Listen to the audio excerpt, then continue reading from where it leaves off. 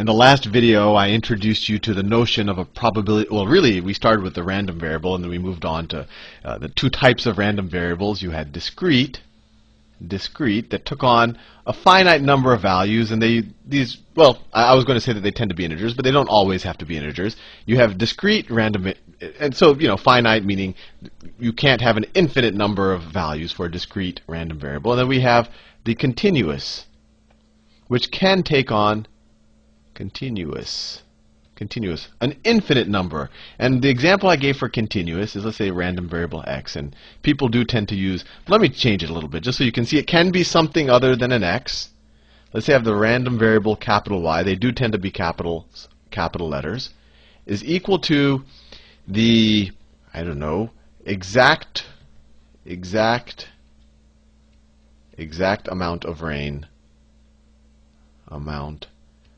rain tomorrow. And I say rain because I'm in Northern California. It's actually raining quite hard right now, which we're short right now, so that's a positive. We've been having a drought, so it's a good thing. But the exact amount of rain tomorrow. And let's say I don't know what the actual probability distribution function for this is, but I'll draw one and then we'll interpret it, just so you can kind of think about how you can well, think about continuous random variables. So let me draw its probability distribution, or they call it its probability density function. And let me draw it like this.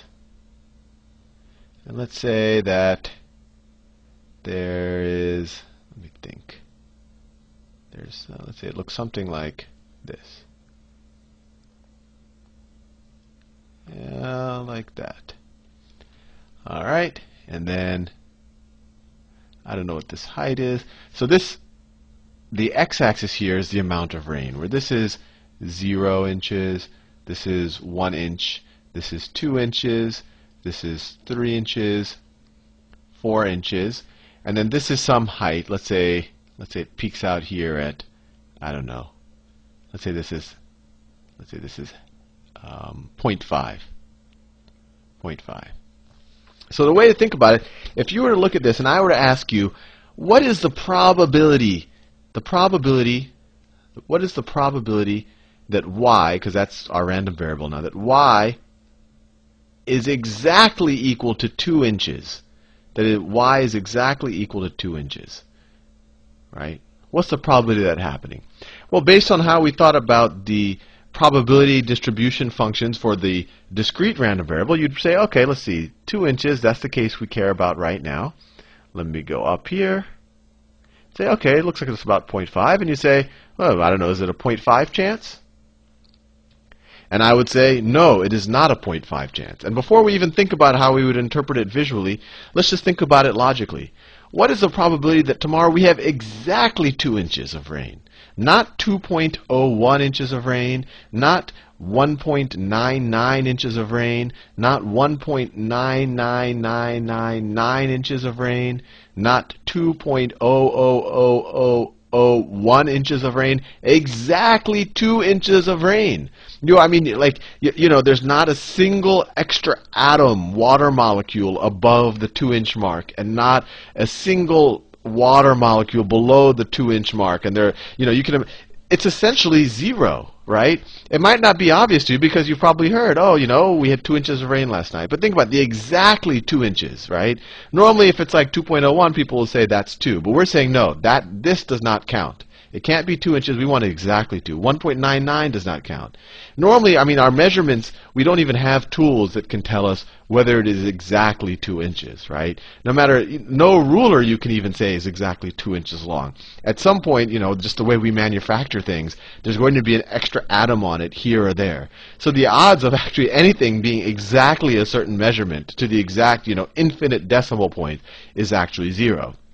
The way you would think about a continuous random variable, you could say, what is the probability that y is almost 2? So if we said that the absolute value of y minus 2 is less than some tolerance, is less than, I don't know, 0.1, right? And if that doesn't make sense to you, this is essentially just saying that what is the probability that y is greater than 1.9, so greater than 1.9, and less than 2.1.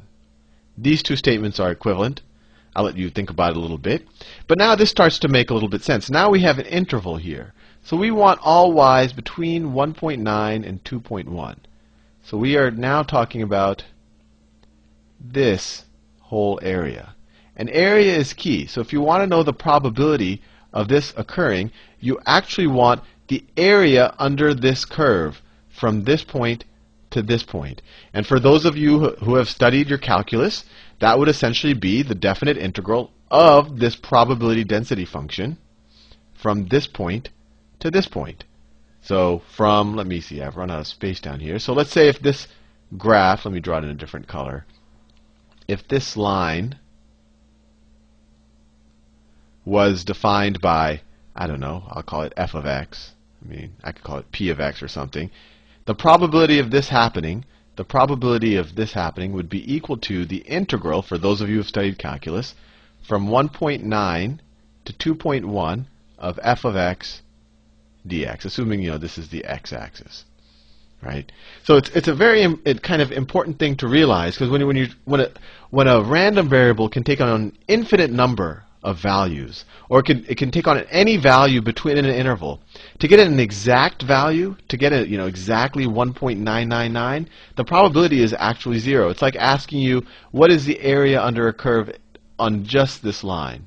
Or it's even more specifically, it's like asking you, what's the area of a line, right? An area of a line, if you were to just draw a line, you'd say, well, area is height times base. Well, the height has some dimension, but the base, what's the width of a line?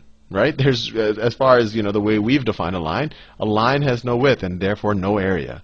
And it should make intuitive sense that you cannot, the probability of a very super exact thing happening is pretty much 0. That you really have to say, okay, what's the probability that we get close to 2? And then you can define an area. And if you said, oh, what's the probability that we get someplace between 1 and 3 inches of rain? Then of course the probability is much higher. The probability is much higher. It would be all of this kind of stuff. Right? You could also say, what's the probability we have less than 0.1 inches of rain?